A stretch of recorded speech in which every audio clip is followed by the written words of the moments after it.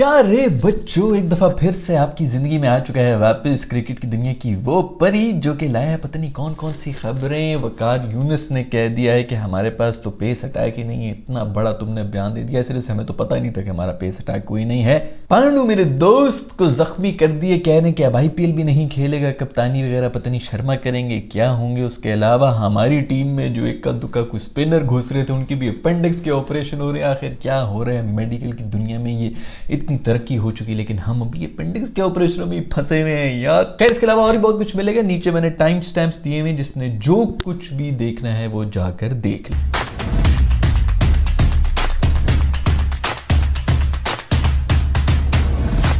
Breaking news ये है कि वकार यूनुस जो कि अपने ज़माने के टो क्रशर मशहूर थे, वो लोगों के टोस के ऊपर से बाइकें चलाया करते थे। मैं बच्चे जो नए हैं जिन्होंने नहीं उनको नहीं पता कि वकार यूनुस क्या किया करते थे, तो उनको मैं ये बताता कि वकार यूनुस जब भी जिस पे भी गुस्सा होते थे उसके ऊपर अपनी बाइक लेके उनके टखनों के ऊपर जो है वो टकरे मारा करते थे, और उनके टो क्रशर इसलिए उनको नाम दिया गया था। ये आपकी क्रिकेट नॉलेज में एक मैंने नया इजाफा कर दिया। उन्होंने ये बयान दिया है कि पाकिस्तान के पास तो कोई पेस अटैक ही नहीं है, सब मीडियम में बॉलिंग करा रहे हैं। और बयान उन्होंने ऐसे, दुनिया हिल गई, दुनिया हिली कि ओ ये इसने क्या कह दिया, हमें तो पता ही नहीं था। जैसे भाई ये स्पीडोमीटर हर बॉल के बाद चीख के यही बोल रहा होता है कि 130 135 जो भागते हुए स्पिनर्स के हम ताने दिया करते थे अपने पड़ोसियों को, वही हम पर पड़ चुके हैं। सूद समेत लानत हमारे मुंह पर पड़ी है।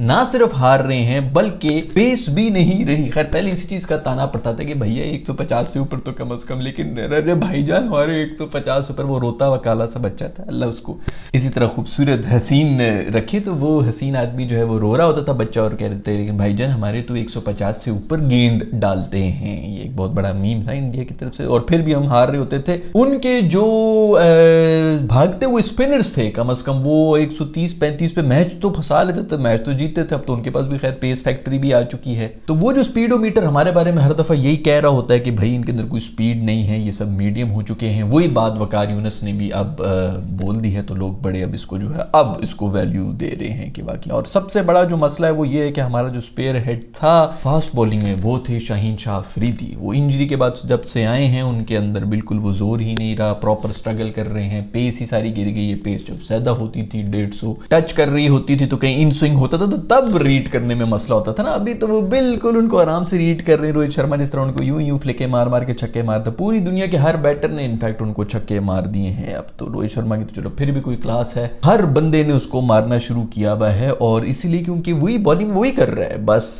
पेस नहीं रही तो बस किसी भी तरह उसको खेल सकते हैं। तो खैर सोल्यूशन इसका ये था कि उनके ऊपर काम किया जाता, उनको रेस्ट दिया जाता, उनके कहीं से फिजियो पूरे प्रॉपर जो है उनको कहीं बाहर भेजा जाता कि यार ये क्या मसला हो गया, अगर इंजरी की वजह से इस तरह ये जोर नहीं ज्यादा लगा सकता तो फिर इंजरी के ऊपर काम किया जाए। कुछ 6 महीने बुमराह मेरे ख्याल में कोई 8-9 महीने जो है वो बाहर रहा है क्रिकेट से, और जब वापस आया तो अब आप देख लें किस तरह है। तो हमारी पाकिस्तान कॉमेडी बोर्ड ने बजाय इसके कि ऐसी कोई हरकत करें, क्या किया होगा उन्होंने, भाई उन्होंने इनको बना दिया है कैप्टन। मतलब जो कुछ थोड़ा बहुत वैसे भी रेस्ट मिल जाता है ना कि आप कम से कम 3 मैचेस खेल लें, 2 में आप रेस्ट कर लें, अब वो भी ये नहीं कर सकेगा।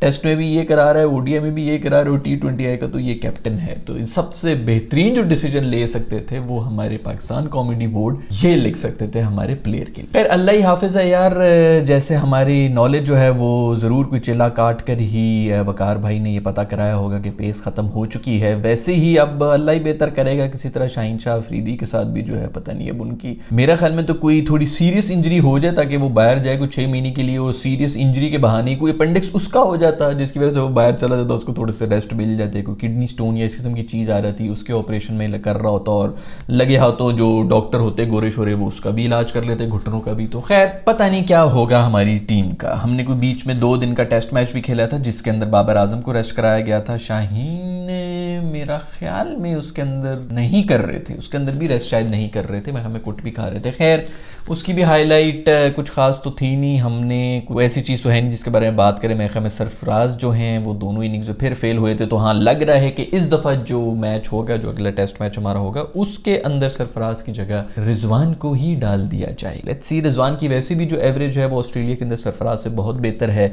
लेकिन पता नहीं क्यों सरफराज को उन्होंने डाला हुआ था वहाँ पर, वो बेचारा जो एक्सपोज भी हो रहा है। खैर बॉलें अच्छी भी पड़ी थी उसे, बट स्टिल एक्सपोज भी हो रहा था 2 स्पेस के ऊपर। तो जिन कंडीशंस में वो चलता है, जो इंडिया की कंडीशन थी जिसके अंदर मैं चीख रहा था कि इसके अंदर उसको डालो भाई, कोई बात नहीं, कीपर रिजवान हो और दूसरा ये भी हो, ओडीआई के अंदर हमें इधर ही कोई चाहिए होता है, वहां पर हमने इनको डाला नहीं था। वहां पर हमने सऊद शकील को डाल दिया था और सऊद शकील जो है वही पैनिक किए थे प्रेशर में आके। बाकी वो बहुत अच्छा बैटर है, बल्कि शायद बहुत बेहतर बैटर है सरफराज से, लेकिन जो इंडिया वाला मैच था वो टोटली प्रेशर की वजह से वो पिघल गए थे और वहीं पर ही हमें एक्सपीरियंस लोग चाहिए थे। सरफराज तो वैसे भी वाहिद मेरा ख्याल में कप्तान थे जिन्होंने आईसीसी इवेंट्स में नॉकआउट मैच फाइनल में चैंपियंस ट्रॉफी में हराया था, तो वो तो कम से कम सबसे बेहतर ही प्रेशर हैंडल कर सकता था। वहां पर ही सरफराज चाहिए था उसी मैच के अंदर। सऊद शकील जब आउट हुआ था तो वहां से मैच का पासा पलट गया था। उस वक्त नहीं किया, अब ऑस्ट्रेलियन कंडीशंस में उसको डाल दिया है हमने। ये भी बातें आ रही हैं, सरफराज साहब कह रहे हैं कि अगर मुझे हटाना चाहिए कोयटा ग्लैडिएटर्स वाले कप्तानी से तो मैं हटने को तैयार हूं। भाई उधर रोहित शर्मा हट रहा है, उधर कोहली हट के बैठा हुआ है, भाई तू भी हट जा, बस कर दे, किसी नए बच्चे को आने दे। खैर वो तो पता नहीं उनकी आपस उनकी तो अपनी यारी दोस्ती चल रही कोयटा ग्लैडिएटर्स में, लेकिन मेरा ख्याल में जो उनके कोच वो जो इधर उधर से गोरे बोरे आ रहे हैं उनकी अब इसके ऊपर भी बहस होना शुरू होगी कि भाई किसको रखना है हमने और किसको नहीं रखना। रोहित शर्मा से याद आया कि मेरे दोस्त पांडु की खबरें आ गई हैं कि भाई उसके अपेंडिक्स, नहीं उसके तो अपेंडिक्स का नहीं, वो तो मेरे दोस्त पहले। खैर दूसरी तरफ खबर ये भी है कि हमारा दोस्त नोमान जो है वो टीम के अंदर आया था, वो स्पिनिंग विजर्ड हमारे आए ही थे, सब कुछ सही चल रहा था, तो उनकी अपेंडिक्स में दर्द उठ गई और वो ऑपरेशन कराने, तो पता नहीं कौन सी कोई किसकी नजर लगी हमें तो बीमारियां ले डूबी हैं। नसीम शाह इंजर्ड, धानी इंजर्ड, धानी तो वापस आ गया लेकिन वो भी इंजर होकर ही बाहर गया था, एहसान उल्लाह इंजर्ड, तो पता नहीं हसनैन भी इंजर्ड हुआ था, शाहीन इंजर हो गया, बीबी हारिस रऊफ उसको भी जबरदस्ती खिला रहे थे, इंजर करने लगे थे, स्पिनर सारे हमारे इंजर हो गए, जो थोड़े बहुत फिजिकली फिट हैं वो दिमागी तौर पर फिट नहीं है, तो यार ये खैर उनको अपेंडिक्स हो गया और उनकी जगह नवाज जो है वो वापस टीम के अंदर आ गए। नवाज ने भी कुछ जबरदस्त गेम, इसी ने ही उसकी, मैं अंदर की आपको खबर, मैं सिर्फ अंदर की खबर देता हूँ, बाहर की खबरों से मेरा कोई लेना देना नहीं है। नवाज गया है भाई, उसने उसके खाने के अंदर पत्थर मिलाए हैं, इस किस्म की चीजें की जिसकी वजह से उसकी अपेंडिक्स जो है वो फूली है और आप नवाज को नहीं रख सकते। तू मेरा हीरो है, तू मेरा मैच विनर है, नवाज कहीं ना कहीं से ना पानी और नवाज अपना रास्ता खुद बना के वापस टीम में आ जाते हैं। उसी से मैं बात करना चाहूंगा मेरे दोस्त पांडु के बारे में कि मेरा दोस्त पांडु भी यार उसकी इंजरी नहीं खत्म हो रही। उस वक्त मैं तुम्हें कहा था ना भाई, तुम लोग मजाक में ले लेते हो सब, उठाओ मेरी 1.5 महीने पहले की वीडियोस जिसके अंदर मैं ये कह रहे थे इसने जो बॉल के ऊपर काला जादू पढ़ के बॉल कराई थी ना पाकिस्तान में, जिस पर रिजवान आउट हुआ था, इसका इसके ऊपर उल्टा असर पड़ेगा और ये देखना फिर ये किससे हैंडल हो सकेगा।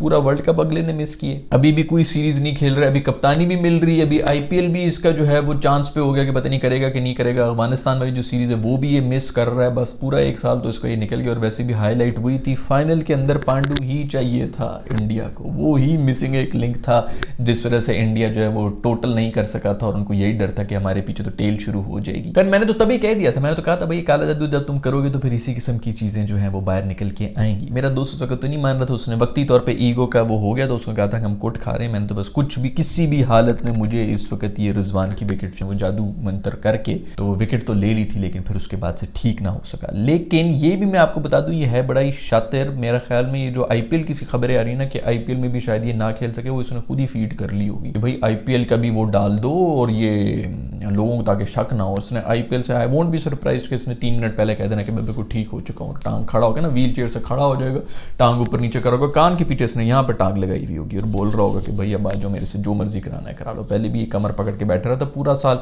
आईपीएल में आ गया था, खैर पता नहीं आईपीएल में आया था कि नहीं आया था, लेकिन जो भी वो कमर पकड़ के बैठा रहा था और बड़ा कमबैक इसने फिर तो अभी फिर पता नहीं कैसी कोई ऐसे किसी एंगल से इसका एंकल मुड़ा है, गायब हो गया है। दूसरी तरफ मुझे तो उस पर भी शक हो रहा है कि शर्मी ने कोई गेम ना डाल दी हो। सब बड़े शातिर लोग हैं इस इंडस्ट्री में आके ना, इसी तरह सब चल रहा हो तो लोग एक दूसरे को पीछे करने के लिए इसी किस्म की सारी प्लॉटिंग और हरकतें कर रहे हैं। आपको क्या पता दोस्तों किन किन चीज़ों से डील करते हैं। ये सब कुछ हुआ है क्रिकेट की दुनिया में। मैं मिलूंगा मोस्ट प्रोबेबली आपको अब जब पाकिस्तान का टेस्ट मैच शुरू हो जाएगा, उसके ऊपर ही मिलेंगे, उसी के ऊपर बात करेंगे कि क्या करें। मुझे तो भाई बहुत डर लग रहा है, मुझे तो कोई उम्मीद नहीं है। हाँ ये है कि जो भी टेस्ट होना है उसके अंदर प्रॉबेबली बैटिंग को ज़्यादा असिस्टेंस मिलेगी, तो लेट्स होप कि हमारे बैटर्स जो हैं वो कुछ ना कुछ कामयाबी दिखा देंगे। क्योंकि अभी तक तो अगर आपने मेरे चैनल को सब्सक्राइब नहीं किया वो तो सब्सक्राइब करने, अगर लाइक नहीं किया वीडियो को तो लाइक के बटन को दबाओ, और अगर पसंद नहीं आई ये वीडियो तो उसके ऊपर डिसलाइक का जो बटन है उसको 2 दफ़ा दबा दो। खैर I will see you in the next video, bye.